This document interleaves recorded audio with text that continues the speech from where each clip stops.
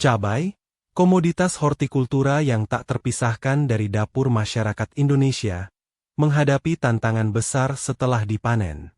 Sifatnya yang mudah rusak, perishable, membuat cabai rentan terhadap serangan jamur dan pembusukan, terutama saat musim hujan.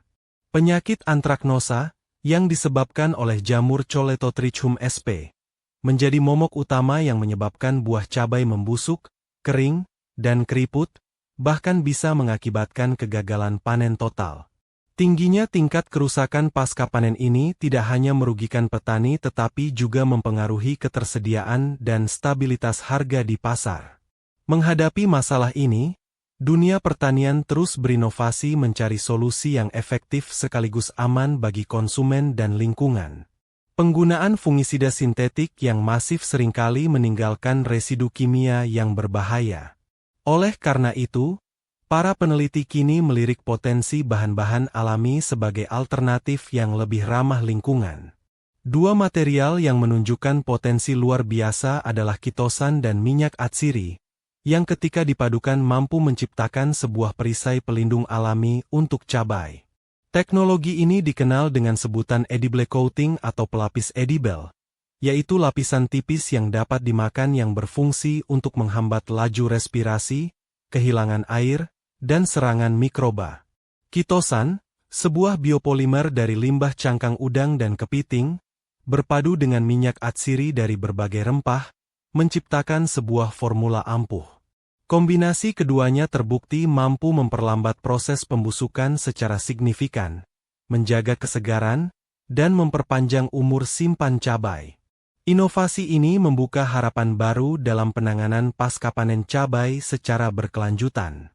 Dengan memanfaatkan bahan alami yang melimpah, teknologi pelapis edible dari kitosan dan minyak atsiri tidak hanya menawarkan solusi untuk mengurangi kerugian hasil panen, tetapi juga mendukung gerakan menuju sistem pangan yang lebih sehat dan aman, bebas dari ketergantungan pada bahan kimia sintetis yang berbahaya.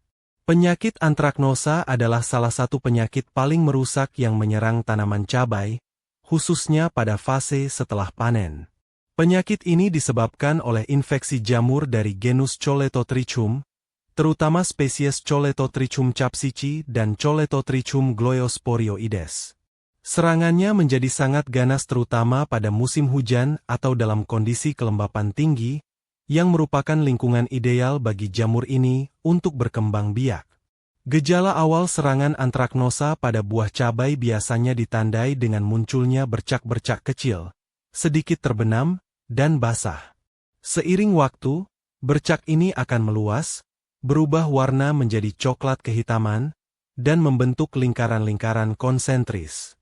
Pada bagian tengah bercak seringkali muncul kumpulan titik-titik hitam, atau oranye yang merupakan massa spora jamur. Serangan yang parah akan membuat seluruh buah menjadi kering, keriput, dan membusuk. Kerugian ekonomi yang disebabkan oleh penyakit antraknosa sangatlah besar. Di Indonesia, kehilangan hasil panen akibat serangan jamur ini diperkirakan bisa mencapai 14 hingga 30%, bahkan bisa mencapai 50 hingga 100% saat musim hujan. Jamur ini tidak hanya menyerang buah di lahan, tetapi juga terus berkembang selama proses pengangkutan dan penyimpanan, sehingga cabai yang terlihat sehat saat dipanen bisa menjadi busuk saat tiba di tangan konsumen. Oleh karena itu, pengendalian penyakit antraknosa menjadi kunci utama dalam upaya memperpanjang umur simpan cabai. Metode pengendalian yang efektif tidak hanya harus mampu menekan pertumbuhan jamur Choletotrychum, tetapi juga harus aman dan tidak meninggalkan residu berbahaya. Hal inilah yang mendorong pencarian alternatif pengendali hayati yang ramah lingkungan, salah satunya melalui pemanfaatan pelapis alami. Kitosan adalah sebuah biopolimer serbaguna yang merupakan turunan dari kitin, zat yang banyak ditemukan pada cangkang hewan krustasea seperti udang, kepiting, dan rajungan. Selama ini, limbah cangkang tersebut seringkali hanya dibuang dan menjadi masalah lingkungan. Namun, melalui proses kimia yang disebut deasetilasi, kitin dapat diubah menjadi kitosan, sebuah produk bernilai tinggi dengan segudang manfaat, termasuk sebagai bahan pelapis makanan alami yang aman dikonsumsi. Kemampuan kitosan sebagai pelapis pelindung buah didasarkan pada sifat-sifat uniknya. Kitosan memiliki kemampuan membentuk lapisan film tipis, transparan, dan semi-permeabel ketika dilarutkan dalam asam organik encer.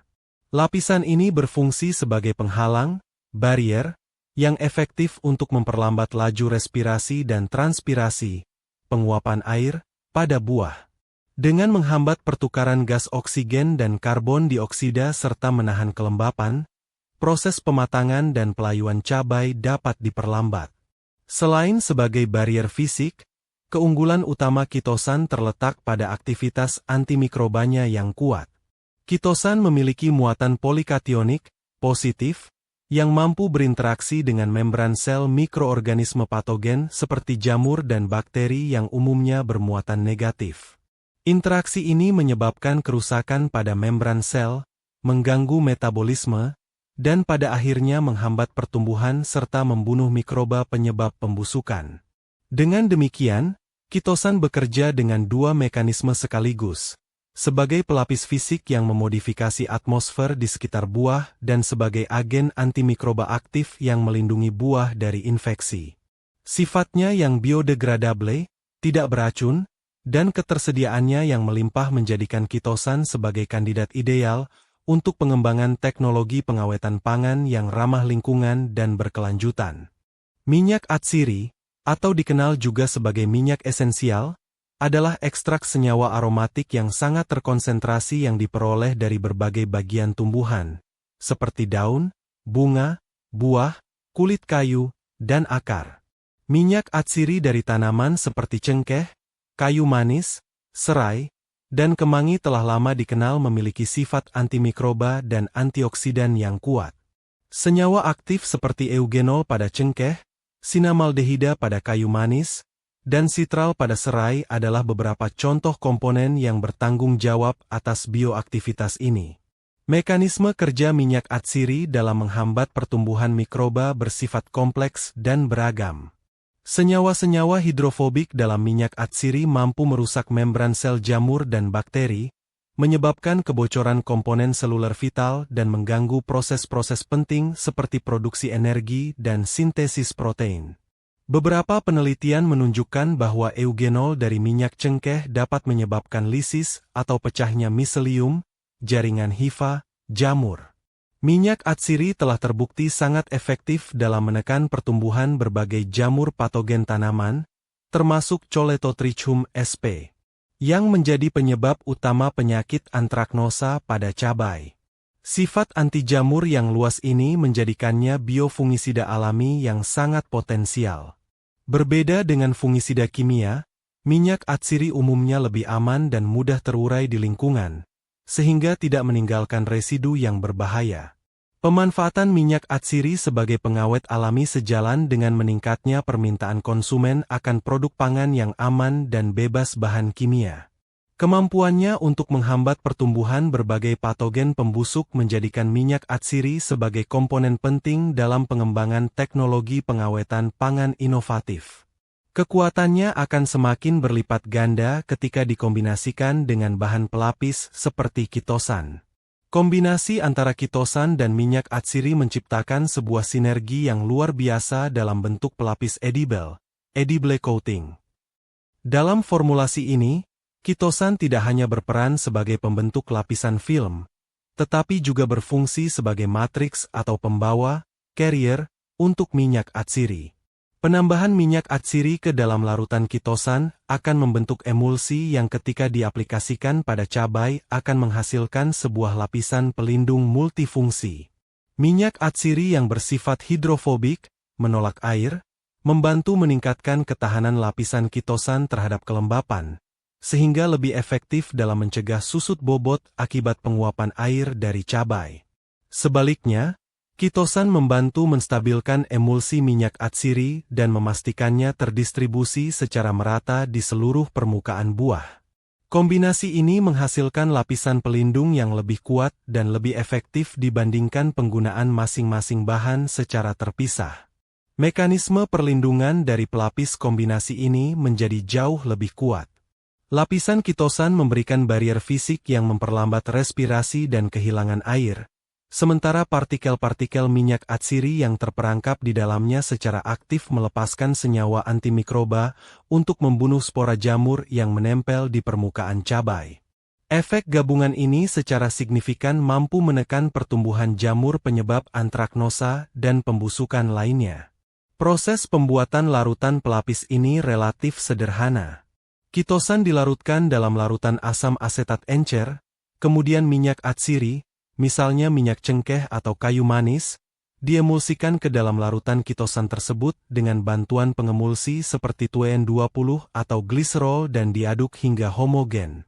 Cabai yang sudah bersih kemudian dicelupkan ke dalam larutan ini, diangkat, dan dikeringkan hingga terbentuk lapisan tipis transparan yang siap melindunginya selama penyimpanan.